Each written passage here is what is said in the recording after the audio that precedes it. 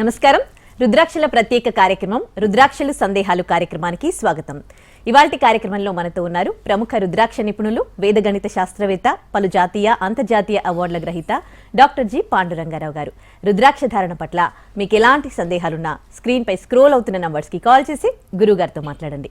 నమస్తే గురుగారు. నమస్కారం. ఓం నమః శివాయ. ముందుగా మీకు ఉగాది శుభాకాంక్షలు. అందరికీ కూడా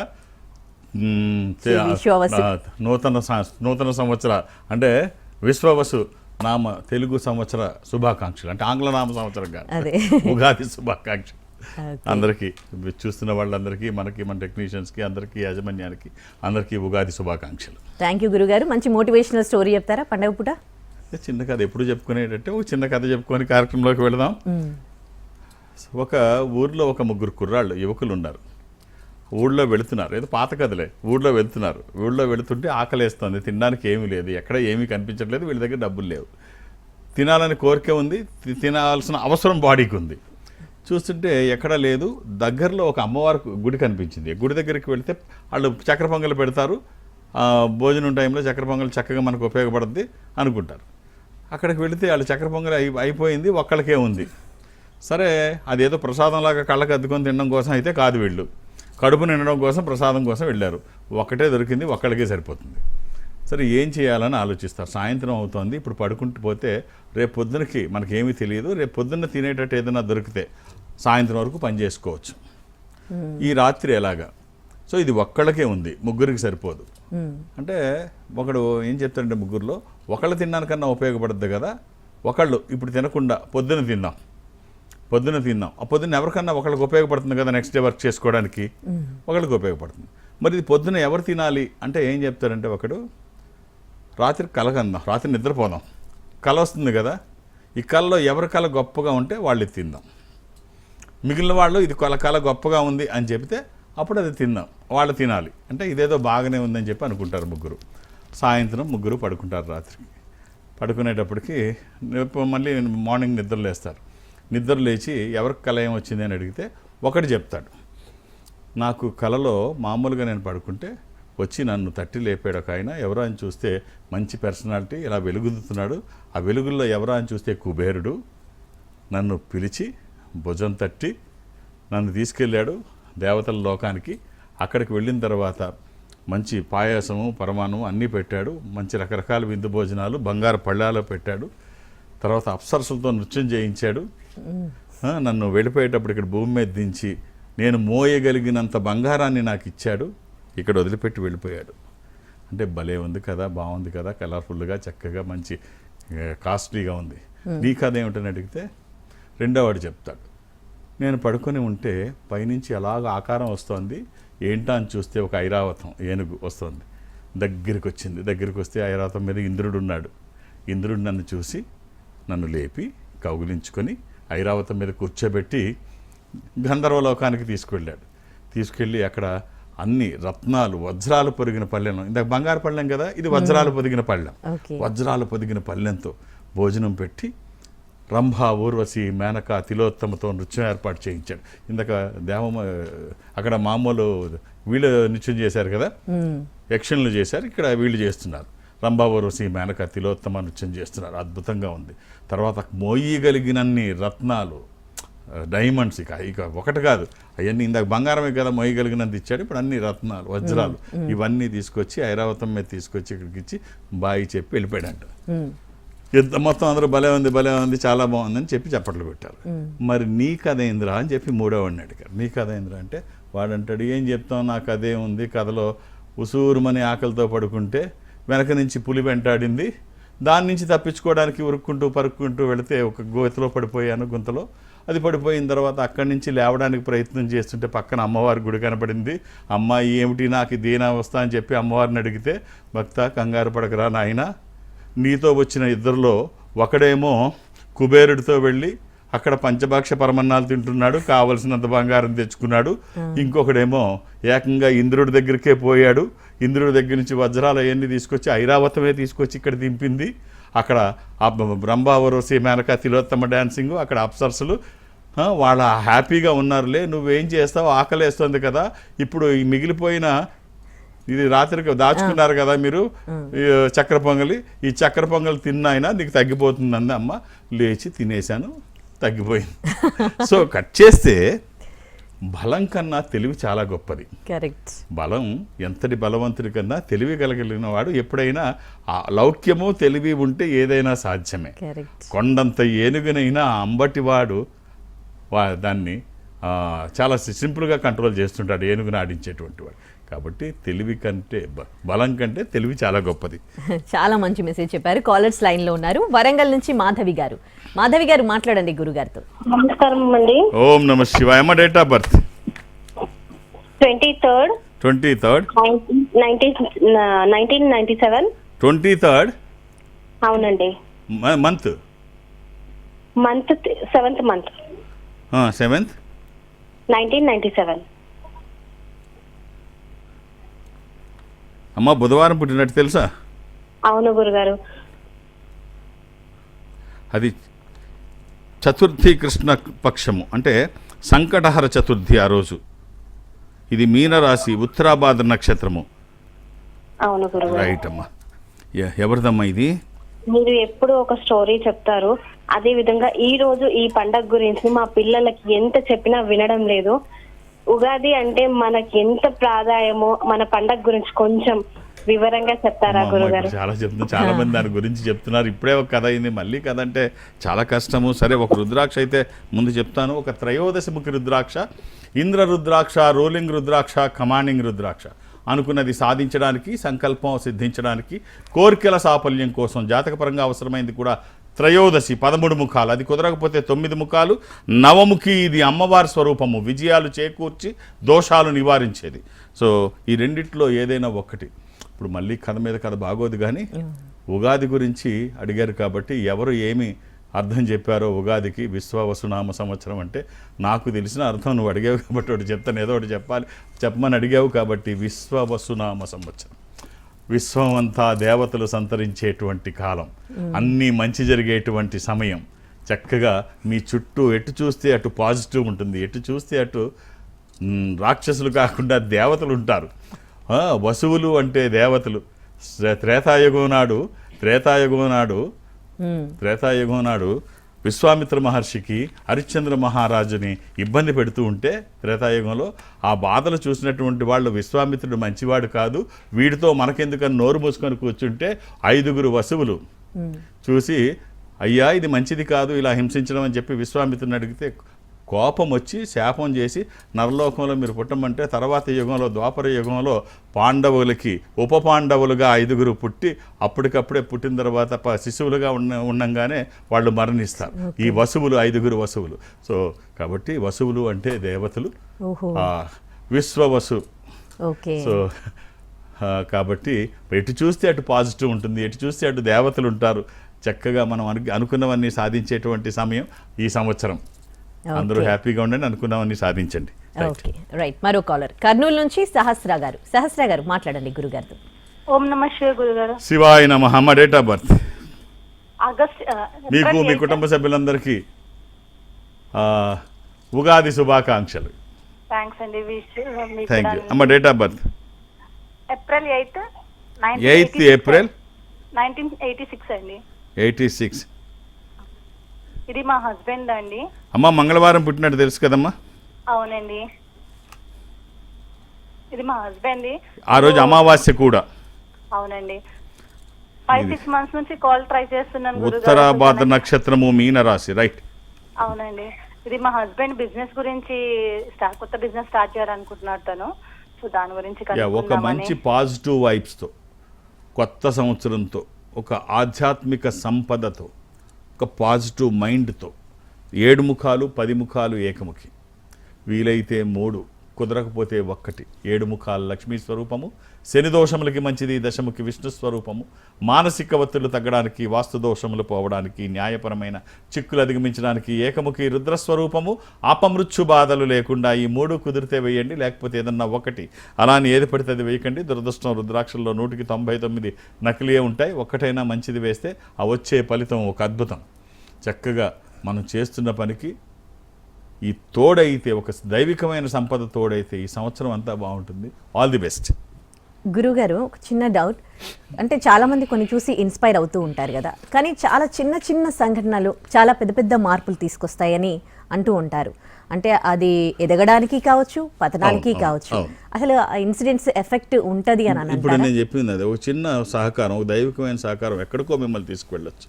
ఒక చిన్న నెగిటివ్ ఫోర్స్ మిమ్మల్ని ఎక్కడికో పాతాలకు తీసుకెళ్ళిపోవచ్చు. అలాగే ఒక చిన్న సంఘటన ఒక జీవితాన్ని మార్చవచ్చు, ఒక ఐడియా జీవితాన్ని మార్చేస్తుందంటే. అలాగే ఒక చిన్న సంఘటన చెప్తాను, అంటే కథలు చెప్పడం నాకు అలవాటు కాబట్టి చిన్న కథలు చెప్తాను. చాణక్యుడు చంద్రగుప్తుడు మొట్టమొదటిసారి వాళ్ళ మీద ఓడిపోతారు, ధనగుప్తుల మీద ఓడిపోతారు. ఓడిపోయినప్పుడు ఏం చేయాలో అర్థం కాదు చాణక్యుడికి. ఇంత ట్రైన్ చేశాను, ఇంత బలాన్ని చేకూర్చాను, ఏమిటా అని చెప్పేసి అనుకొని ఆ రాత్రి ఒక ఇంటికి అక్కడ సేద తీర్చుకుంటారు. ఇంట్లో ముసలమ్మ పిల్లలకి అన్నం పెడుతూను వీళ్ళు కూడా భోజనం చేస్తుంటారు. పిల్లోడు ఏం చేస్తాడంటే అన్నంలో రైస్లో చేయి పెడతాడు, మధ్యలో చేయి, వేడివేడి అన్నంలో మధ్యలో చేయి పెట్టంగానే చేయి కాలుతుంది. ఒరే బుద్ధి తక్కువడా, అన్నం తినేది అలా కాదురా, ఎప్పుడూ కూడా అలా మధ్యలో ఒక్కసారి పెడితే అక్కడ ఎందుకు ఎక్కువ క్వాంటిటీ ఉంటుంది, వేడిగా ఉన్నది ఒక్కసారి మధ్యలో చేయి పెడితే చెయ్యి కాలుతుంది. నువ్వు తినేటప్పుడు చివర్లలోంచి కలుపుకుంటూ, మధ్యలోకి వెళ్లకుండా చివర్ల నుంచి కలుపుకుంటూ ఎక్కడైతే పలచగా ఉంటుందో దాంట్లో కలుపుకొని తింటే ఏమవుదు, వేడి తగులుతూ ఉంటుంది, కమ్మగా ఉంటుంది, చెయ్యి కాలకుండా ఉంటుంది, మంచి టేస్టీగా ఉంటుంది. అలా తినాలి, మొత్తం మన స్వాధీనంలో ఉంటుంది అని చెప్పంగానే చాణక్యుడికి ఆలోచన వచ్చేస్తుంది. ఓహో, మనం చేసిన తప్పేమిటంటే ధనగుప్తుల దగ్గర డైరెక్ట్గా అటాక్ చేశాము. ఇది కాదు, ధనగుప్తుడికి వ్యతిరేకంగా ఉన్న వాళ్ళని మనకు అనుకూలంగా మలుచుకోవాలి. తర్వాత చిన్న వాళ్ళు ఉంటారు మనకు వ్యతిరేకంగా ఉన్నవాళ్ళు, వాళ్ళతో యుద్ధం చేయాలి. అప్పుడు వాళ్ళకి వ్యతిరేకంగా ఉన్న వాళ్ళని మన వైపు లాక్కోవడం, చిన్నగా ఉండి వాళ్ళకు అనుకూలంగా ఉన్న వాళ్ళతో యుద్ధం చేయడం. అప్పుడు ఏమవుతుంది, ఓ పక్క మన బలం పెరుగుతుంది, వాళ్ళు బలహీనతలు అవుతుంటారు. సో ఈ చిన్న సంఘటన, ఆ రోజు భోజనం చేయడం సంఘటన అతన్ని మొత్తం అంతా జయించడానికి ఇంకెక్కడ గ్యాప్ లేకుండా చంద్రగుప్తుడు మొత్తం అన్ని తన స్వాధీనంలోకి తెచ్చుకుంటాడు చాణక్యుడి ద్వారా. సో ఒక్కొక్క చిన్న సంఘటన అలా మారుస్తుంటుంది. అది మైనస్ కావచ్చు, ప్లస్ కావచ్చు. జాగ్రత్తగా దాన్ని హ్యాండిల్ చేస్తే అది ఖచ్చితంగా మన వైపు ఉంటుంది. ఓకే, మరో కాలర్ పెద్దపల్లి నుంచి జనార్దన్ గారు మాట్లాడండి గురుగారితో. నమస్తే. ఓం నమ శివాయ అండి. నా పేరు జనార్దన్ రెడ్డి గారు. సార్ చెప్పండి, ఎలా ఉన్నారు? మీకు మీ కుటుంబ సభ్యులకు ఉగాది శుభాకాంక్షలు. థ్యాంక్ యూ అండి, థ్యాంక్ యూ. రైట్. నా డేట్ ఆఫ్ బర్త్ 21/5/61. 21/5/61. అవునండి. ఏం చేస్తున్నారు జనార్దన్ రెడ్డి గారు? నేను ఇప్పుడు ఏమి లేదండి, ఇప్పుడు మొన్న కొంచెం ఆదివారం పుట్టినట్టు తెలుసా మీరు? అవునండి. ఏం చేస్తున్నారు? నేను ఇప్పుడు ఖాళీగా ఉన్నా అండి. రాజకీయ సర్పంచ్ సప్తమి శుక్లపక్షము శుద్ధ సప్తమి, ఇది మఖా నక్షత్రము, సింహరాశి. ఎంతమంది పిల్లలు సార్ జనార్దన్ రెడ్డి గారు? నాకు అండి ఒకటే బిడ్డ. అంటే మ్యారేజ్ అయిపోయిందా బిడ్డది? ఆ బిడ్డది మ్యారేజ్ అయిపోయింది. Very nice. ఎంతమంది మనవాళ్ళు మనవరాళ్ళు? 2 మనవరాళ్ళు. వెరీ గుడ్ అండి. ఇప్పుడు మరి ఏదో ఒకటి చేయండి. Ideal brain is devils work shop అని ఖాళీగా కూర్చుంటే లేనిపోయిన ఆలోచనలు వస్తాయి. నాకు కర్కాటక రాశి అని చెప్పింది కదా. ఇది అంటే తెల్లవారుజామున పుడితే ఇది కర్కాటక రాశి ఆశ్లేష నక్షత్రము, సూర్యోదయం తర్వాత పుడితే కర్కాటక రాశి ఆశ్లేష నక్షత్రం 4వ పాదం వెళ్ళి మకర నక్షత్రం 1వ పాదంలో ఉన్నారు మీరు. అది తెల్లవారుజామున తర్వాత అయితే ఇది మకర నక్షత్రము, తెల్లవారుజామున అయితే సూర్యోదయానికి ముందు అయితే కర్కాటక రాశి. రైట్. చాలా డీటెయిల్ గా నేను చెప్తున్నా. అయిపోయిందా? రైట్. ఏదో ఒకటి చేయండి. ఖాళీగా కూర్చోవడం కరెక్ట్ గా జనార్దన్ రెడ్డి గారు. అందులో ఆఫ్టర్ రిటైర్మెంట్ ఖాళీగా కూర్చుంటే ఇంకా లేనిపోయిన ఆలోచనలు వస్తాయి. డబ్బులు వస్తూ ఉంటే ఆ కిక్కు వేరేగా ఉంటుంది. సో ఏదో ఒకటి చేయండి. మీకు సంబంధించి ఒక ఏకాదశముఖి రుద్రాక్ష, ఇది ఏకాదశ రుద్ర స్వరూపము, ఇది హనుమాన్ స్వరూపము కూడా.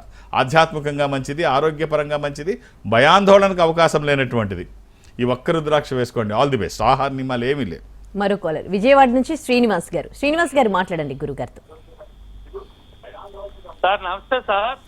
ఓం నమ శివాయ. శ్రీనివాస్ గారు. సార్ నమస్తే సార్, నా పేరు శ్రీనివాస్, విజయవాడ నుండి. చెప్పండి sir. 1/1/1972 sir date of birth. 1/1/72 అండి. అవును సార్. బాగుందండి డేట్ ఆఫ్ బర్త్. సార్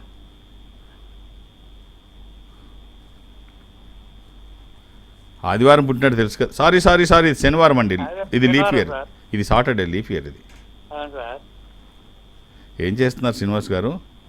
నేను ప్రస్తుతానికి రియల్ ఎస్టేట్ సార్. అలాగే ఇది పౌర్ణమి కూడానండి. సార్ ఇది మిథున రాశి. రియల్ ఎస్టేట్ అంటే ఏంటి? కొని అమ్ముతారా లేకపోతే మార్కెటింగ్ చేస్తారా? నేను మార్కెటింగ్ అండి సార్. కొనే వాళ్ళకి అమ్మే వాళ్ళకి మధ్యలో ఉంటాను సార్. మధ్యవర్తిత్వం చేస్తారు. బాగుందా? అవును సార్, పర్లేదు సార్, బాగానే సార్. మీరు కూడా ఏదో చేయొచ్చు కదా. రియల్ ఎస్టేట్ అంటే కొని అమ్మడం మంచి వ్యాపారం. అది పెద్దది కాకపోతే చిన్న చిన్నవి అన్నా కొనొచ్చి చిన్న చిన్నవన్నా అమ్మొచ్చు కదా. అడ్వాన్స్ తీసుకొని అమ్మడం, ఇలాగ అగ్రిమెంట్ మీద అమ్మడం, ఇలా చేయొచ్చు కదా చిన్నవి. బాగానే ఉంటుంది అండి సార్. చూడండి, చేయండి. ఒక చిన్న మీకు హెల్త్ అండ్ వెల్త్ కాంబినేషన్ చెప్తాను, మీ జాతకానికి ఉపయోగపడేది. అవకాశం ఉంటే ధరించి చూడండి శ్రీనివాస్ గారు. 11 ముఖాలు, 7 ముఖాలు, ఏకముఖి, ఏకాదశముఖి, సప్తముఖి, ఏకముఖి.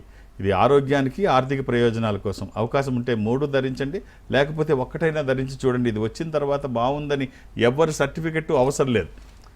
మనం చేస్తున్న పనికి ఒక స్పిరిచువల్ సపోర్ట్ యాడ్ అయితే అద్భుతంగా ఉంటుంది. All the best.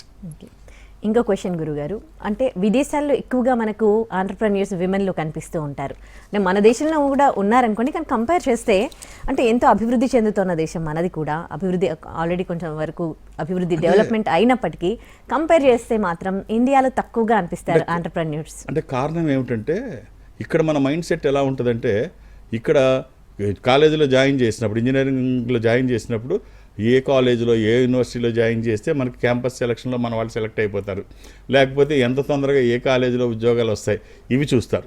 అదే అమెరికాలో అయితే ఏం చూస్తారంటే, ఏ కాలేజీలో ఏ యూనివర్సిటీలో జాయిన్ చేస్తే వీళ్ళు స్టార్టప్ కంపెనీస్ ఎక్కువ చేస్తారు, ఏ కాలేజీలో స్టార్టప్ కంపెనీస్ ఎక్కువ స్టార్ట్ చేసేవాళ్ళు ఉన్నారు. అందుకనే ప్రపంచవ్యాప్తంగా ఎన్ని కంపెనీలకి మన వాళ్ళు సీఈఓలకు ఉన్నా కంపెనీస్ మాత్రం అమెరికా అయి ఉంటాయి. సో అలాగని ఇక్కడ మనకి ఎంటర్‌ప్రెన్యూర్స్ లేరని, లేడీస్ వెనకబడి ఉన్నారని కాదు. మాటలే కాదు, ఆకాశంలో సగం అవకాశంలో సగం కాదు. ఆకాశము లేడీసే, అవకాశము స్త్రీలకే ఉంది. వాళ్ళు ఒక చిన్న సంఘటన చెప్తాను, ఏం వెనకబడి ఏం లేరు. మీకు అనేక రంగాల్లో ఎంటర్‌ప్రెన్యూర్స్ కూడా చాలామంది మనకి ఇండియాలో ఉన్నారు. ప్రపంచంలో ఎక్కడెక్కడ లేని వాళ్ళందరూ భారతదేశంలో ఉన్నారు.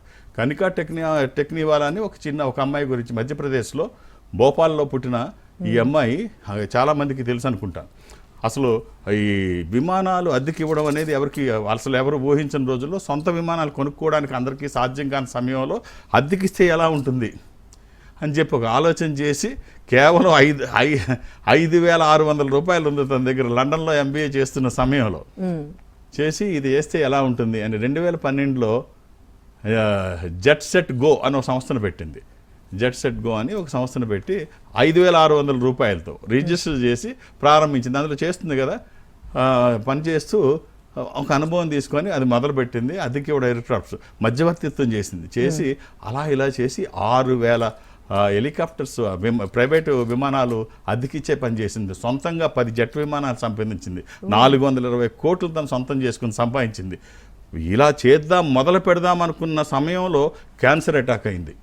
అయినా కూడా అమ్మాయి ఎక్కడా తగ్గలేదు. ముందు లక్ష్యాన్ని నెరవేర్చుకోవాలి అని చెప్పేసి క్యాన్సర్ని కూడా లెక్క చేయకుండా దాన్ని అధిగమించి క్యాన్సర్ రూపం ఎక్కడా కనిపించకుండా పోరాటం చేసి దాని మీద, క్యాన్సర్ మీద విజయం సాధించి, తన జీవితంలో కూడా విజయం సాధించి వాళ్ళందరికీ చాలా గొప్పగా అమ్మాయి కనికా టెక్నివాలా మనకి చూస్తే కనిపిస్తుంది. ఎన్ని అవార్డ్స్ వచ్చాయి అమ్మాయికి.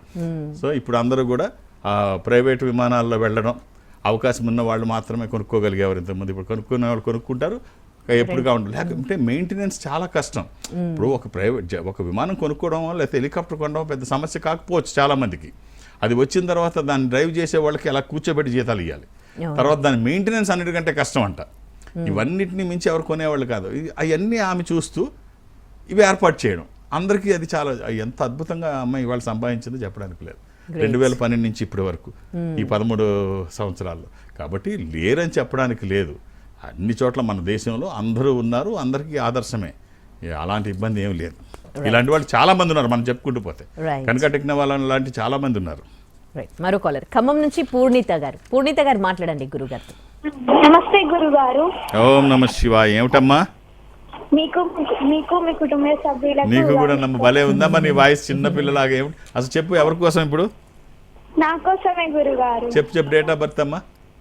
22/3/2008. 22/3/2008. నీ పేరు ఏమిటమ్మా? పూర్ణిత.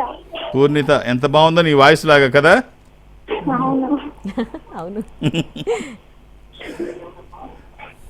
అమ్మా ఆదివారం పుట్టినట్టు తెలుసా పూర్ణిత? ఈ వాస్ బార్న్ ఆన్ సండే. ఓ తెలుసు సార్. ఏం చేస్తున్నావు అమ్మా? ఇంటర్ ఫస్ట్ ఇయర్ చదువుతున్నా. ఇది అయిపోయింది. పాఠ్యమి అమావాస్య తర్వాత రోజు. బాగా చదువుతున్నావా? ఇది మంచిగా కుంభరాశి. చదువుతున్నా. Very nice, very nice. చదువులో కూడా ఇంతే హుషారుగా ఉండాలి. పుట్టిన తేదీ శనివారం సార్. నో, ఇది ఆదివారం అమ్మా. ఆదివారం. మ్మ్. ఇది 23/3/2008. ఇది ఆదివారం, నాట్ శనివారం. రైట్. ఒక్క రుద్రాక్ష చెప్తానమ్మా, వీలైతే ధరించే ప్రయత్నం చేయి.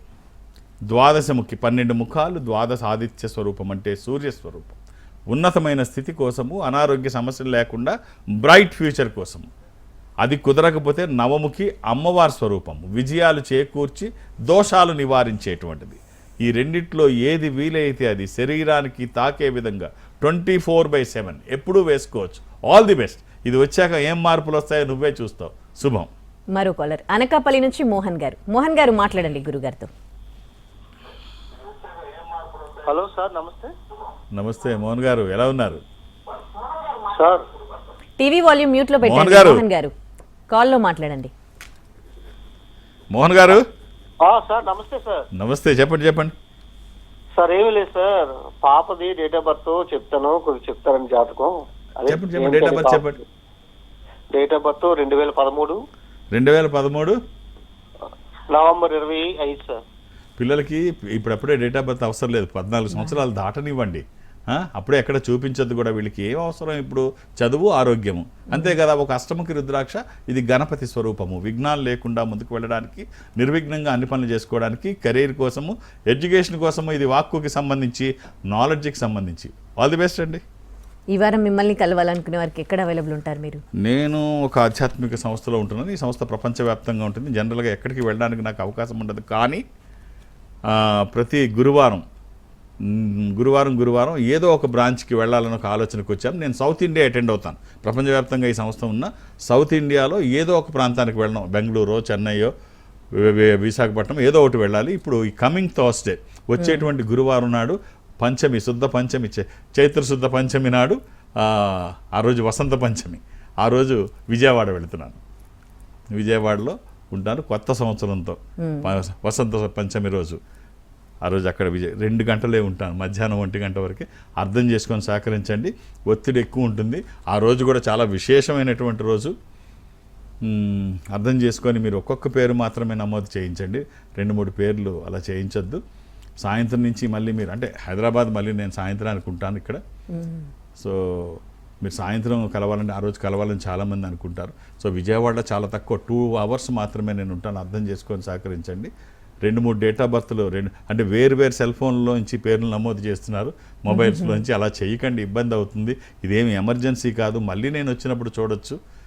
మీరు అర్థం చేసుకోండి. అలాగే హైదరాబాద్లో నన్ను కలవడానికి నేను ఎవరికి అపాయింట్మెంట్స్ ఇవ్వను, ఏ రికమెండేషను తీసుకోను. నన్ను కలవడానికి ఇవేమీ అవసరం లేదు. నేను ఉన్నప్పుడు వస్తే చూసేస్తాను, అంతే. ఇక అలాగే దూర ప్రాంతాల నుంచి కూడా ఇక్కడికి రావక్కర్లేదు. ఈ సంస్థ అన్ని చోట్ల ఉంటుంది. మీరు ఈ సంస్థ ఉన్న చోటకి వెళ్ళినట్టయితే, అంటే సపోజ్ బెంగళూరు ఆఫీస్కి వెళితే, వాళ్ళ ఒక స్పెషల్ స్క్రీన్ ముందు ఒక రూమ్లో, ప్రత్యేకమైన రూమ్లో కూర్చోబెట్టి నాతో మాట్లాడించే ప్రయత్నం చేస్తారు. మాట్లాడే ప్రయత్నం నేను చేస్తాను. సో ఆ విధంగా మీరు, అది చెన్నై కావచ్చు, బెంగళూరు, విశాఖపట్నం, విజయవాడ, తిరుపతి, రాజమండ్రి, శ్రీశైలం, వేములవాడ, కాళహస్తి, ఇలా ఏదైనా మీరు అక్కడికి వెళ్తే వాళ్ళతో మాట్లాడించే ప్రయత్నం చేస్తారు. మాట్లాడే ప్రయత్నం నేను చేస్తాను. ఆ విధంగా నన్ను కలిసిన, డైరెక్ట్గా హైదరాబాద్ వచ్చి కలిసిన, రేపు విజయవాడలో కలవాలనుకున్న ఒక్క డేట్ ఆఫ్ బర్త్. రైట్, ధన్యవాదాలు గురుగారు. ఓం నమః శివాయ. ఇది ఇవాల్టి రుద్రాక్షల ప్రత్యేక కార్యక్రమం. నమస్తే.